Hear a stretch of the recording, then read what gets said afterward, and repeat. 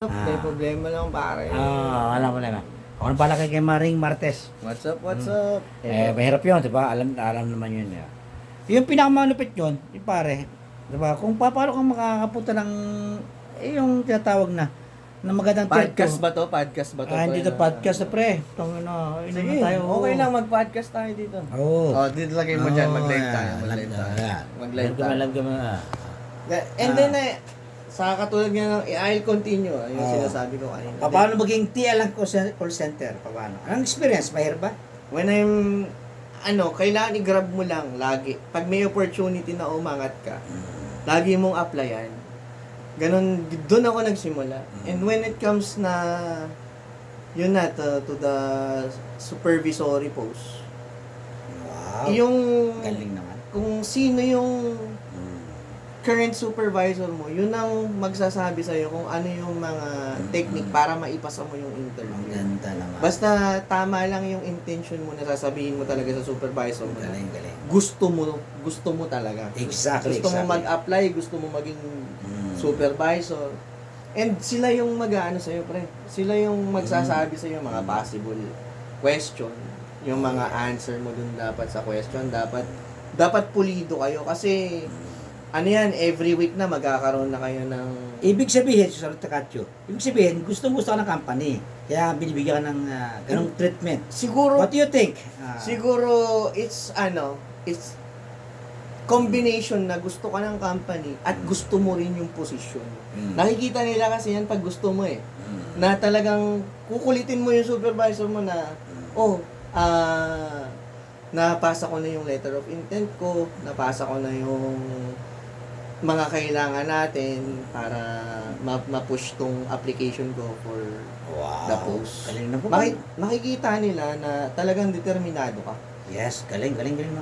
Alam mo, parang Richmond, ikaw, isa ka sa inspiration ko dito eh. Bukod sa kuya mo, bukod kay Kerong. Pero nga, nasasabi ko, sablay kasi lahat lagi. Hindi naman sablay si Rom.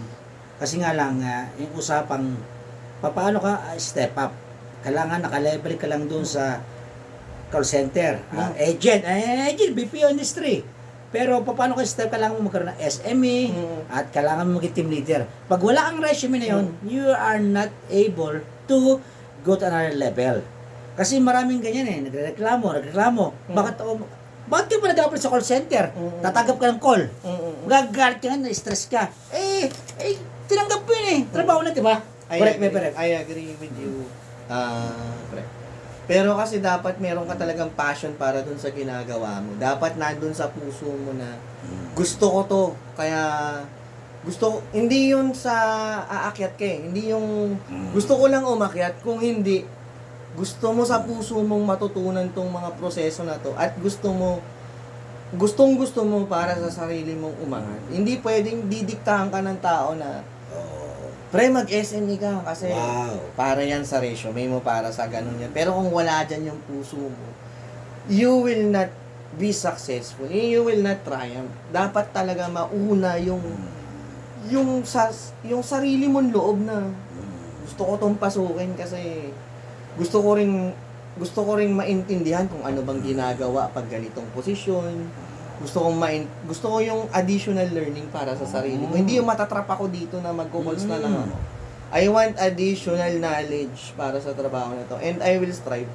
Ikaw yung mag-i-initiate sa supervisor mo na gusto ko tong posisyon na to. Yes, exactly. Alam mo, Richmond, napakadaming bago sa akin. Lalo nagsisimula ako. Bukod sa mga TL, shoutout sa mga TL ko. Shoutout din po sa mga naging TL ko. Yung Sila TL yung- neto, ano pangalan TL mo? Kenneth. Si Kenneth. Oy, Kenneth. Kung kilala mo pa ako, yari ka na naman sa akin. Babaero ka, ha? Then, speaking with yung growth, talagang growth yun Kilala ko nun ni Kenneth. Siyempre, mahal ka yan. Katropa natin yun At mahal, yun yung mga isa sa mga respeto ko. Kasi naging agent ka alam mo naman yung problema ng isang agent. Supportahan mo. Talaga mangyayari yan. Hindi makakapasa sa bonus. For you to climb the ladder, pre. For you to climb the ladder up, it should start within yourself na gusto mo talaga. Hindi yung inuutusan ka ng iba, kundi gusto mo ng additional learning para sa sarili mo. You are craving for that learning na mapasayo. No, tama. Kasi ganun ang English eh. Thank you. With my Richmond. Yung I love nag-crave ka na, tapos na ako dito, alam ko na lahat ng pasikot-sikot sa process na to. Gusto ko naman maiba. At gusto kong malaman, turuan nyo ako. Parang ganun yung, dun magi-start yun sa sarili mo. And God will help you. Saka malalaman yan ng mga supervisor mo, ng mga ka-teammate mo, kung talagang nasa puso mo yung pag-a-apply mo. Dun magsisimula yan eh. Okay. Galing. Salamat sa advice. Kasi pag hindi tayo nag-resume na magiging TL tayo, forever tayo agent, tanggapin mo yun. Tapos pag nakareceive ka pag nakareceive ka ng call, nagagalit ka. Agent ka eh. Yun ang gusto mo sa puso mo. Tapos pagka may call, nagagalit ka na. Irritable ka. Kasi yun ang pinili mo para sa'yo. Yeah. Pero kung hindi yun ang pinipili mo, there